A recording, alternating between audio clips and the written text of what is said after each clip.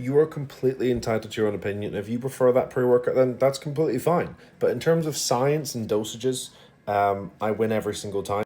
Make sure if you're taking my pre-workout, you're having 2 scoops, as that is 1 full serving. A lot of people will buy it, not read the back of it, and only have 1 scoop and wonder why you don't feel it as much as you should. But to compare with this pre, for pump, that pre has 6 grams of L-citrulline and nothing else for pump. I have 8 grams of L-citrulline and 2 grams of Rednet. So for pump, scientifically, I have way more dosage. You're going to have a way better pump with my pre based on science. If you're not, your diet needs work, your exercise routine needs work, you're overtraining or you're not training hard enough. So many factors. But in terms of the dosages in the pre, I beat on pump overall. For focus, he's got 600 milligrams of alpha GP CDB choline. I've got 800 milligrams. He's got 1 gram of L-tyrosine. I've got 1.5. I've got more caffeine, more beta-alanine, more absorption ingredients, and I'm also cheaper in price. So, you know, you can have an opinion, but when it comes to science, science does not lie.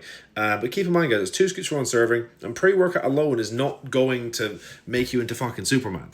You know, if you don't sleep properly, pre-workout's not going to give you energy. If you don't eat carbs, you don't, eat before your workout, you're not going to get a pump. It's not how it works. If you have a bunch of pasta 30 minutes before your workout, you're not going to get a pump. It needs to digest. If you have a bunch of Squares bars 10 hours before, you're not going to get a pump. You need to have meal timings, understand simple and complex carbs. There's so many different variables that come into it. If you're overtraining every single day, don't expect to hit any PRs. Don't expect to feel good. You need to understand the things. If you're taking loads and loads of caffeine, having 2 scoops of pre and a bunch of monsters every day, you're not going to feel anything. You need to come off caffeine every once in a while and kind of reset yourself. So hopefully this video is informational, but you need to understand that pre-workout is not some magical, potion that's going to turn you into Ronnie Coleman. You need to focus on the fundamentals first, and pre-workout will amplify everything else you're currently doing. Hopefully this makes sense. £5 off Tag is ending soon, so grab some while it lasts.